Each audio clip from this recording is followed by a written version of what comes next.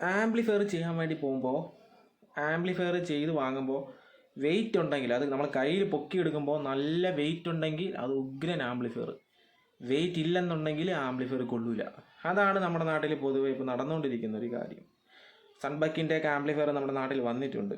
അപ്പോൾ അതൊക്കെ എടുക്കുന്നവർക്ക് വെയിറ്റ് കുറവായിട്ട് തോന്നുന്നു എന്ന് പറഞ്ഞിട്ട് ഒട്ടും ക്വാളിറ്റി ഇല്ലെന്ന് പറഞ്ഞ് വീഡിയോയുടെ അടിയിൽ ഞാൻ കമൻറ്റുകളൊക്കെ കാണാറുണ്ട്, കണ്ടു തുടങ്ങിയിട്ടുണ്ട്. അപ്പോൾ അതിനെക്കുറിച്ചിട്ടാണ് നമ്മുടെ ഇന്നത്തെ വീഡിയോ. ആംപ്ലിഫയറിന് വെയിറ്റിലല്ല കാര്യം, എൻ്റെ വർക്കിങ്ങിലാണ് കാര്യം. അത് നിങ്ങൾ ആദ്യം മനസ്സിലാക്കുക. കുറേ ട്രാൻസ്ഫോമറൊക്കെ വലുതാക്കി വെച്ച് അതിനകത്ത് കുത്തിനിരിച്ച് കുറേ കപ്പാസിറ്റർ വയ്ക്കുന്നതിൽ കാര്യമില്ല. വർക്കിങ്, നമ്മുടെ സ്പീക്കേഴ്സ് എങ്ങനെ വർക്ക് ചെയ്യുന്നു എന്നുള്ളതാണ് നമുക്ക് അറിയാനുള്ളത്. ഒരു ബ്രാൻഡഡ് ആംപ്ലിഫയർ എടുക്കുകയാണെങ്കിൽ അതിൽ 4700-ൻ്റെ 4-3 കപ്പാസിറ്ററൊക്കെ കാണുള്ളൂ. 10-20 കപ്പാസിറ്റർ ഒന്നും അതിനകത്തും കാണത്തില്ല. അതിന് 10000 എഫിൻ്റെ കപ്പാസിറ്റർ ഒന്നും കാണത്തില്ല. അങ്ങ് അറ്റം പോയാൽ ഒരു 10,000-ൻ്റെ താഴെ അത്രേ വരുള്ളൂ. 10,000 ഒന്നും വച്ച് വരുന്നത് കുറവാണ് നമ്മുടെ ബ്രാൻഡഡ് ആംപ്ലി. പിന്നെ വരുന്ന ഈ PA സിസ്റ്റം പോലെയുള്ള ആംപ്ലിഫയറിനകത്തൊക്കെ വരുന്നുണ്ടായിരിക്കും. അപ്പോൾ അങ്ങനെയാണ് അതിലൊരു സത്യാവസ്ഥ. സത്യം പറഞ്ഞാൽ എങ്ങനെയാണ്. പിന്നെ നമ്മൾ അസംബ്ലി ചെയ്യുന്ന സമയത്ത് നമ്മൾ 10000 UF-ൻ്റെ കപ്പാസിറ്ററൊക്കെ ഇടുന്നത് ഒരു ബിസിനസ് എന്നുള്ള രീതിയിൽ തന്നെയാണ്. കപ്പാസിറ്റർ 4 കപ്പാസിറ്റർ ഇടുന്നത്. സത്യം പറഞ്ഞാൽ സബ് വൂഫറൊക്കെ കൃത്യമായിട്ട് വർക്ക് ആവാൻ വേണ്ടി 2 കപ്പാസിറ്ററിൻ്റെ ആവശ്യം തന്നെയാണ് വരുന്നത്. തിയറി കണക്ക് പ്രകാരം അങ്ങനെയൊക്കെയാണ് വരുന്നത്. അത് നമ്മുടെ ജോഷി സാറിനെ പോലെ അല്ലെങ്കിൽ റജി സാറിനെ പോലെയൊക്കെ ഉള്ള ആൾക്കാരുടെ ക്ലാസ് അറ്റൻഡ് ചെയ്തിട്ടുള്ള ആൾക്കാർക്ക് അറിയായിരിക്കും. നമ്മുടെ നാട്ടിലെ പ്രമുഖരായിട്ടുള്ള 2-3 ആൾക്കാരുടെ പേരൊക്കെയാണ് ഞാൻ ഇപ്പോൾ എടുത്തു പറഞ്ഞത്. അവരെയൊക്കെ കളിയാക്കുന്ന കുറേ ടീമുകളാണ് നമ്മുടെ നാട്ടിൽ ഉള്ളത്.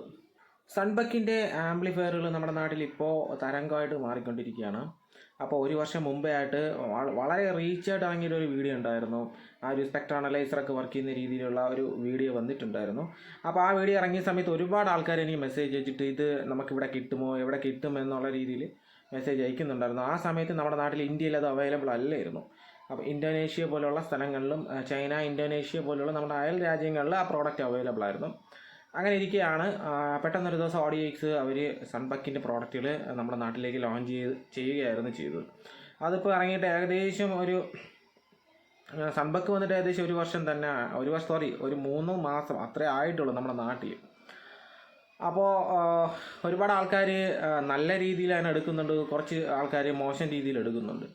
അപ്പോൾ നല്ല രീതിയിൽ എടുക്കുന്നതെന്ന് പറയുമ്പോൾ ഒരു 6000 അല്ലെങ്കിൽ ഒരു 9000 ആ റേഞ്ചിനകത്ത് ഒരു 15000-ന് താഴേക്ക് നമുക്ക് ആംപ്ലിഫയറുകൾ സൺബക്കിൻ്റെ കിട്ടുന്നുണ്ട്. 7.1 കിട്ടുന്നുണ്ട്, 5.1 കിട്ടുന്നുണ്ട്, 2.1 കിട്ടുന്നുണ്ട്. വിത്ത് ഒപ്റ്റിക്കൽ ARC ഉള്ള കണക്ടിവിറ്റി ഉള്ള ആംപ്ലിഫയേഴ്സ് നമുക്ക് കിട്ടുന്നുണ്ട് ഇപ്പം മാർക്കറ്റിൽ. വളരെ ബഡ്ജറ്റ് റേഞ്ചിൽ നമുക്ക് നല്ലൊരു ഫീച്ചേഴ്സ് വരുന്ന ആംപ്ലിഫയറുകളാണ് നമുക്ക് കിട്ടുന്നത്. അപ്പോൾ അങ്ങനെ വരുമ്പോൾ നമുക്ക് 2 വിഭാഗം ആൾക്കാരെ, നമ്മുടെ നാട്ടിലെ ആൾക്കാരെ 2 വിഭാഗമായിട്ട് പെടുത്താൻ പറ്റും. അതിലൊരു വിഭാഗം എന്ന് പറയുമ്പോൾ ആംപ്ലിഫയർ അസംബ്ലി ചെയ്ത് ഉപയോഗിക്കുന്ന ആൾക്കാരാണ്. അതായത് അവർ ആംപ്ലിഫയർ അസംബ്ലി ചെയ്ത് ഉപയോഗിക്കുന്നതിലാണ് അവർക്ക് താല്പര്യം. വേറെ കുറച്ച് ആൾക്കാരെന്ന് വെച്ച് കഴിഞ്ഞാൽ അവരുടെ കയ്യിൽ ക്യാഷ് ഉണ്ടായിരിക്കും. എത്ര പെട്ടെന്ന് നമുക്ക് ആംപ്ലിഫയർ കിട്ടാൻ പറ്റും അത്രയും പെട്ടെന്ന് ക്വാളിറ്റിയുള്ള ആംപ്ലിഫയറുകൾ കിട്ടണം എന്നുള്ള രീതിയാണ്. അപ്പോൾ ഈ സൺബക്ക് പോലുള്ള കമ്പനികൾ ആംപ്ലിഫയർ നമ്മുടെ നാട്ടിലോട്ട് ഇറക്കുമ്പോൾ ഇതിനകത്ത് സത്യം പറഞ്ഞാൽ നമ്മുടെ നാട്ടിലെ ടെക്നീഷ്യന്മാർക്ക് ഒരുപാട് അടി വരുന്നുണ്ട്. അടി മീൻസ് അവർക്ക് വർക്ക് കുറയുന്നുണ്ട് എന്നുള്ളതാണ്. അപ്പോൾ അതിനുള്ളൊരു മെയിൻ കാരണം എന്ന് വെച്ച് കഴിഞ്ഞാൽ നമ്മുടെ നാട്ടിലെ ടെക്നോളജി വളരെ പുറകിലോട്ടാണ്. ഇപ്പോൾ സൺബക്ക് പോലെയുള്ള ആംപ്ലിഫയറുകൾ ചൈന പോലുള്ള സ്ഥലങ്ങളിലോ അല്ലെങ്കിൽ വിയറ്റ്നാം പോലുള്ള സ്ഥലങ്ങളിലൊക്കെ നിർമ്മിക്കുന്ന ആംപ്ലിഫയറുകളാണ്. പ്രത്യേകിച്ച് ഈ ഒരു സൺബക്ക് എന്ന് പറഞ്ഞ ആംപ്ലിഫയർ നമ്മുടെ കേരളത്തിൽ മാത്രമല്ല ഉള്ളത്. കേരളത്തിൽ ഇപ്പോഴാണ് വന്നത്. അവർക്ക് ഏകദേശം 53-54 മോഡൽ ആംപ്ലിഫയറുകൾ, വിവിധ തരം ആംപ്ലിഫയറുകൾ ഉള്ളതാണ്. ലോകമെമ്പാടും അവരുടെ ആംപ്ലിഫയറുകൾ ഉള്ളതാണ്. പ്രത്യേകിച്ച് ഇന്തോനേഷ്യ പോലുള്ള സ്ഥലങ്ങളെന്ന് പറയുമ്പോൾ നമ്മുടെ ഇന്ത്യയും കാട്ടിയും കുറച്ചും കൂടെ ഓഡിയോയിൽ പരീക്ഷണം ഇന്തോനേഷ്യൻ സർക്യൂട്ടുകളൊക്കെ നമ്മുടെ നാട്ടിൽ വളരെ ഫേമസ് ആണ്.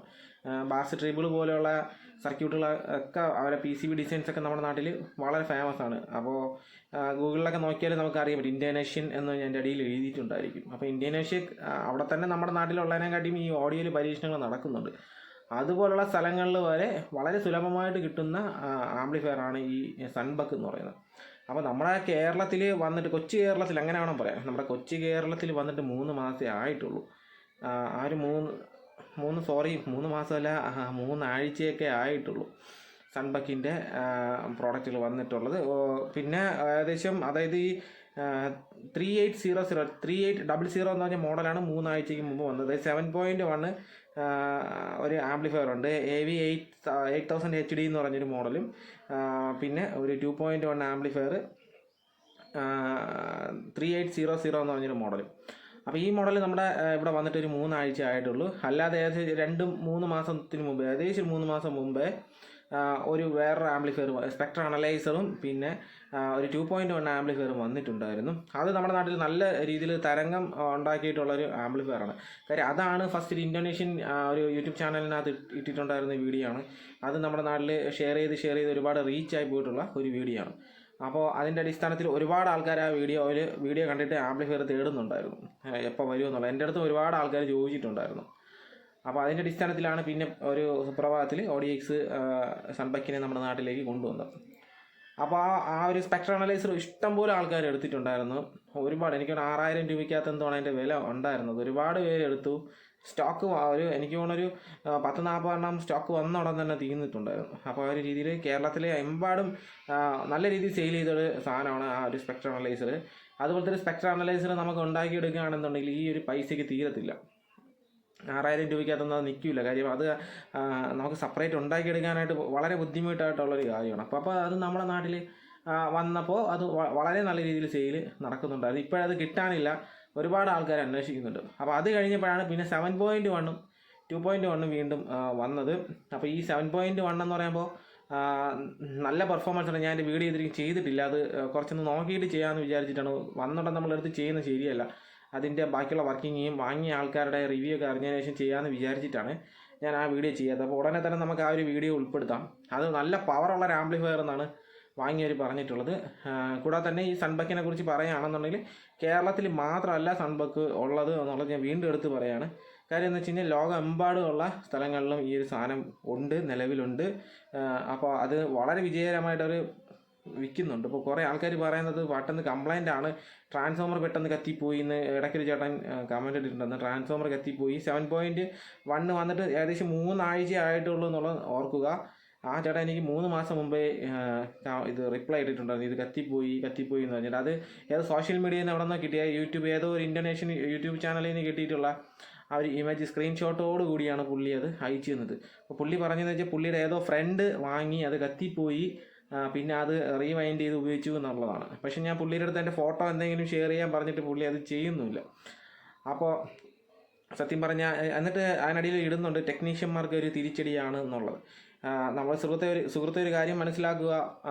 വർഷങ്ങൾക്ക് മുമ്പേ നമ്മുടെ നാട്ടിൽ ജപ്പാൻ്റെ ആംപ്ലിഫയറുകൾ വളരെ ഫേമസ് ആയിട്ടുണ്ടായിരുന്നതാണ്. 10-25 വർഷം 30 വർഷം ഒക്കെ മുമ്പേ പല കമ്പനി, സോണി, ഇത് ഐവ എന്നൊക്കെ പറയുന്ന ഒരുപാട് കമ്പനികൾ നമ്മുടെ നാട്ടിലെ ആംപ്ലിഫയറുകൾ ഇറക്കുന്നുണ്ടായിരുന്നു. അത് ഇതുവരെയ്ക്കും ഒരു ടെക്നീഷ്യന്മാർക്ക് ഭീഷണി ആയിട്ടില്ല. അപ്പോൾ അതെന്താണ്, അത് വാങ്ങാനുള്ള ക്യാഷ് മുടക്കി നമ്മുടെ നാട്ടിൽ അസംബ്ലി ചെയ്ത് ആംപ്ലിഫയറുകൾ വാങ്ങുന്ന ആൾക്കാരുണ്ടായിരുന്നു. എന്നാൽ ഈ ജപ്പാൻ്റെയൊക്കെ സാധനങ്ങൾ നമ്മുടെ നാട്ടിൽ കിട്ടുന്നുണ്ടായിരുന്നു. എന്നാലും അവരെന്തുകൊണ്ടാണ് അസംബ്ലി ചെയ്തത്? അത് അവർക്കത് താല്പര്യം ഉള്ളതുകൊണ്ടാണ്. അതുപോലെ തന്നെ ഇപ്പോഴും നമ്മുടെ നാട്ടിൽ നിക്കായി എന്നൊക്കെ പറഞ്ഞ കമ്പനികൾ വരുന്നുണ്ടായിരുന്നു ആ സമയത്ത്. അപ്പോൾ അതൊക്കെ വാങ്ങി ഉപയോഗിക്കുന്ന ആൾക്കാരും ഉണ്ട്. ബഡ്ജറ്റ് റേഞ്ചിൽ വരുന്ന ആംപ്ലിഫയറുകൾ നമ്മുടെ ഇന്ത്യൻ മാർക്കറ്റിൽ തന്നെ നിർമ്മിച്ചിട്ടുള്ള കാസറ്റ് ഡെക്കുകളൊക്കെ ഉണ്ടായിരുന്നു. അത് വാങ്ങി ഉപയോഗിക്കുന്ന ആൾക്കാരുണ്ടായിരുന്നു. അപ്പോഴും നമ്മുടെ നാട്ടിൽ കാസറ്റ് ഡെക്കുകൾ അസംബ്ലിങ് ചെയ്യുന്ന ആൾക്കാർ നമ്മുടെ നാട്ടിൽ ഉണ്ടായിരുന്നു എന്നുള്ളതാണ്. അതും വാങ്ങി ഉപയോഗിക്കുന്ന ആൾക്കാരുണ്ടായിരുന്നു. അപ്പോൾ അതുകൊണ്ട് തന്നെ സൺബക്ക് എന്ന് പറഞ്ഞൊരു കമ്പനി പെട്ടെന്നൊരു പ്രോഡക്റ്റ് കൊണ്ട് ഇറക്കിയെന്ന് വെച്ച് കഴിഞ്ഞാൽ കുറച്ചൊരു 100ൽ ഒരു 40-50% ആൾക്കാർ ചിലപ്പോൾ സൺബക്കിൻ്റെ ODXൻ്റെയോ സൺബക്കിൻ്റെയോ പുറകെ പോകുമായിരിക്കും. അവരതിൽ സംതൃപ്തരാണ്. കാര്യം അവർ കൊടുക്കുന്ന പൈസയ്ക്കുള്ള സാധനം അതിനകത്തുണ്ട്. പൈസയ്ക്ക് ഒരു 9,000 നമ്മൾ മുടക്കിയാലും അതിന് കൂടുതൽ രീതിയിൽ നമുക്ക് ചിലവ് വരുന്നുണ്ട്. കാര്യം ഒരു ബാസ്റ്റബിൾ ബോർഡ്, നമ്മൾ ഒരു 3 മൈക്കുള്ള ബാസ്റ്റബിൾ ബോർഡ് ഉൾപ്പെടുത്തുമ്പോൾ തന്നെ, ഒരു ആംപ്ലിഫയർ ഉൾപ്പെടുത്തുമ്പോൾ തന്നെ 1000-1500 രൂപ ബാസ്റ്റബിളിന് പോകുന്നുണ്ട്. അങ്ങനെ ട്രാൻസ്ഫോമർ, ടൊറോള ട്രാൻസ്ഫോമർ നമ്മൾ വാങ്ങി വയ്ക്കുമ്പോൾ അതിനൊരു 3000 ആ റേഞ്ചും അതിന് പോകുന്നുണ്ട്. പിന്നെ നല്ലൊരു ക്യാബിനറ്റ് വാങ്ങുകയാണെന്നുണ്ടെങ്കിൽ അതിനും എങ്ങനെ പോയാലും 1000-1200 രൂപ അതിന് പോകുന്നുണ്ട്. പിന്നെ ഫ്രണ്ട് പാനൽ ചെയ്യുമ്പോൾ അതിനൊരു 2000, നമ്മുടെ ഇവിടെ ട്രിവാൻഡ്രത്തേക്കാണെങ്കിൽ 2000-നകത്താവും.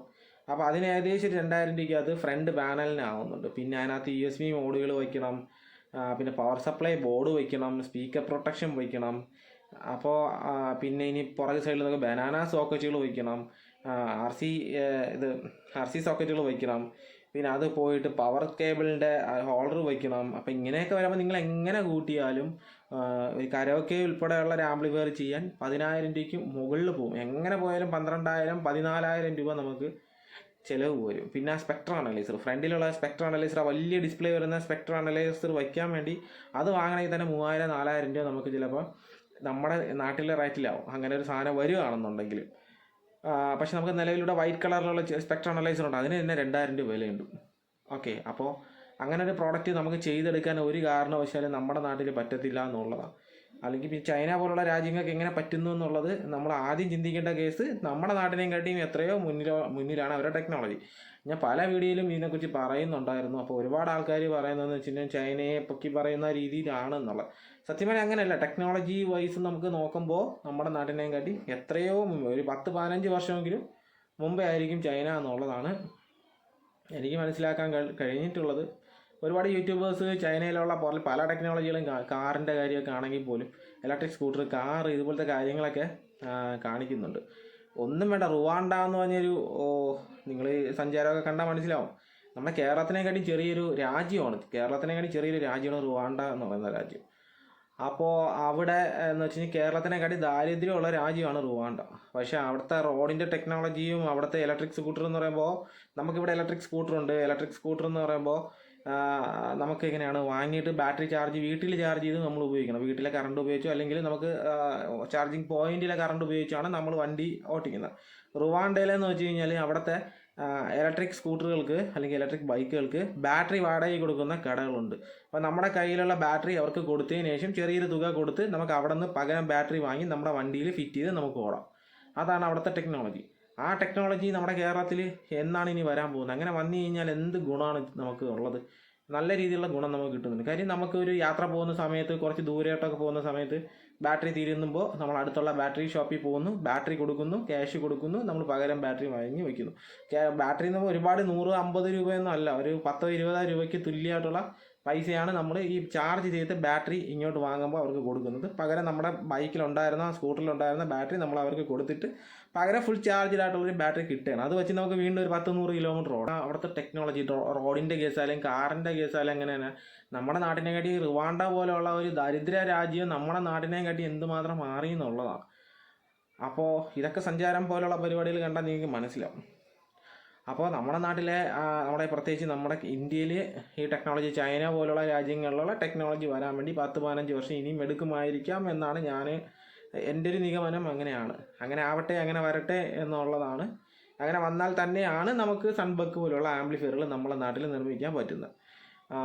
ഈ ഒരു 8,000 രൂപയ്ക്കകത്തുള്ള ഒരു പ്രൈസിനകത്ത് അല്ലെങ്കിൽ 9,000 രൂപയ്ക്കകത്തുള്ള പ്രൈസിനകത്തൊക്കെ നമുക്ക് ഒപ്റ്റിക്കലി കോആക്സിൽ ഉൾപ്പെടെയുള്ള ഒപ്റ്റിക്കൽ കോആക്സിൽ ബോർഡിന് തന്നെ 2,000 രൂപയ്ക്ക് മുകളിലെന്തോ വിലയുണ്ട്. അപ്പോൾ അതുൾപ്പെടെയുള്ള കാര്യങ്ങളൊക്കെയാണ് നമുക്കിപ്പോൾ കിട്ടുന്നത്. അപ്പോൾ optical coaxial, ARC connectivity, bluetooth connectivity, അപ്പോൾ ഇങ്ങനെയുള്ള കണക്ടിവിറ്റിയിൽ എല്ലാ സൗകര്യങ്ങളും കൂടെ ഒറ്റ ആംപ്ലിഫയറിൽ വരുന്നുണ്ട്. ഇപ്പോൾ ഞാൻ നിർമ്മിക്കുന്ന ഒരു വളരെ ബേസിക് ആയിട്ടുള്ള രീതിയിലാണ് ഞാൻ ആംപ്ലിഫയർ അസംബിൾ ചെയ്യുന്നത് ഇവിടെ. എനിക്ക് കൂടുതൽ താല്പര്യം കുറച്ച് വിൻറ്റേജ് ബോർഡുകൾ വെച്ച്, വിൻറ്റേജ് സർക്യൂട്ടുള്ള ബോർഡുകൾ വെച്ച് ചെയ്യുന്നതിനാണ്.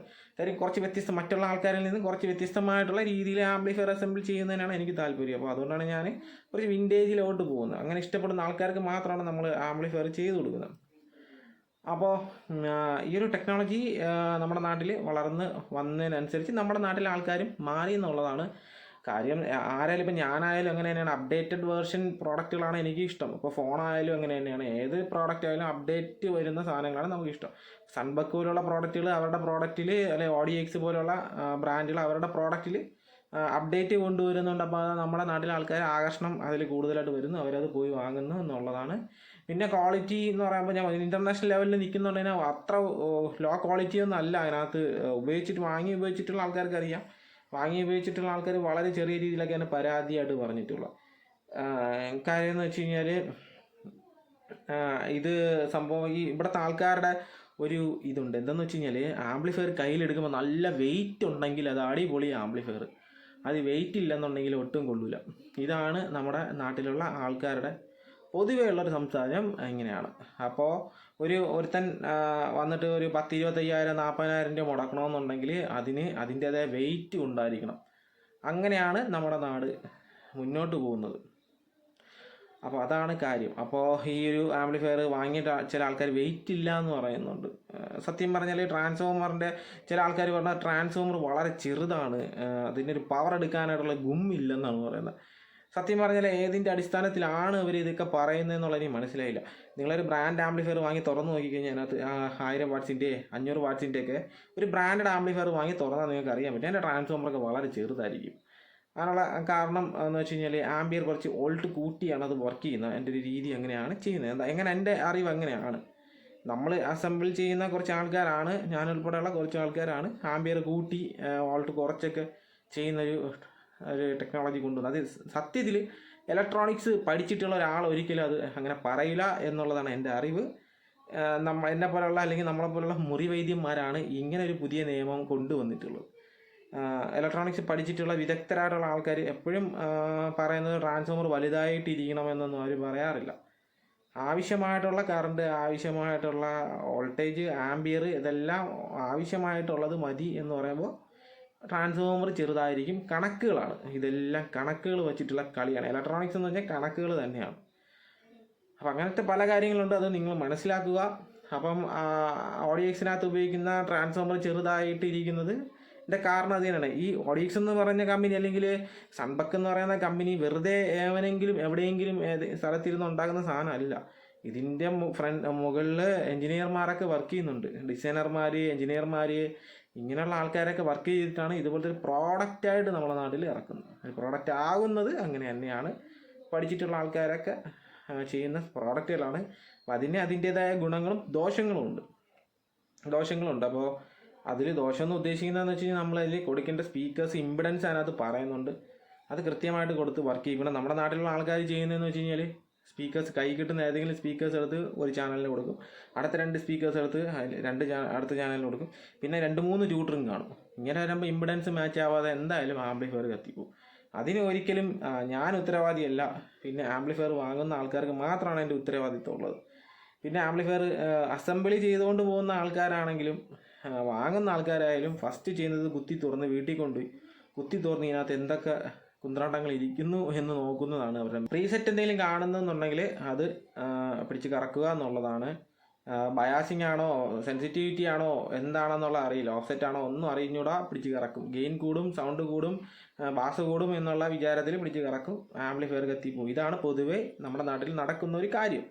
എന്നിട്ട് അത് തിരിച്ച് അതുപോലെ അടച്ചു വെച്ചിട്ട് ആംപ്ലിഫയർ കംപ്ലൈൻ്റ് ആവുമെന്ന് ഇങ്ങോട്ട് വന്നിട്ട് നമ്മുടെ സോഷ്യൽ മീഡിയയിലുള്ള ഞാൻ ഉൾപ്പെടെയുള്ള ആൾക്കാർ ചെയ്യുന്ന നമ്മുടെ തൊപ്പിക്കാരൻ ചേട്ടൻ ചെയ്യുന്ന വീഡിയോ ഉൾപ്പെടെ അതിൻ്റെ അടിയിൽ പോയിട്ട് കമൻറ്റ് ചെയ്യും. ഇവന്മാർ ഉടായിപ്പാണ്, വെറുതെ കള്ളം പറയുന്നതാണ്, ആംപ്ലിഫയർ കത്തിപ്പോയി എന്നുള്ളതാണ് മെയിനായിട്ട് പറയുന്നത്. അപ്പോൾ നിങ്ങൾ ചെയ്യുന്നത് കൈ വെച്ച് ഉണ്ടായിരിക്കുക. വാങ്ങുന്ന ആംപ്ലിഫയർ നിങ്ങളെ ക്യാഷ് കൊടുത്ത് വാങ്ങുന്നതാണ്, അത് വെച്ച് പാട്ട് കേൾക്കുക. ചുമ്മാ കിട്ടുന്ന സ്ക്രൂ ഡ്രൈവറൊക്കെ വെച്ച് എവിടെയെങ്കിലും കറക്കി കൊടുത്ത് ആംപ്ലിഫയർ എന്തായാലും കത്തിപ്പോവും. അപ്പോൾ ഓക്കെ, ഇത്രയും തന്നെ നമ്മളെ വീഡിയോ. ഒരു ചെറിയ കാര്യം പറയാൻ വേണ്ടി വന്നതാണ്, കുറച്ച് ലോങ് ആയിപ്പോയി, ക്ഷമിക്കുക. അടുത്ത വീഡിയോ കാണുന്നവരെ എല്ലാ കൂട്ടുകാർക്കും ബൈ.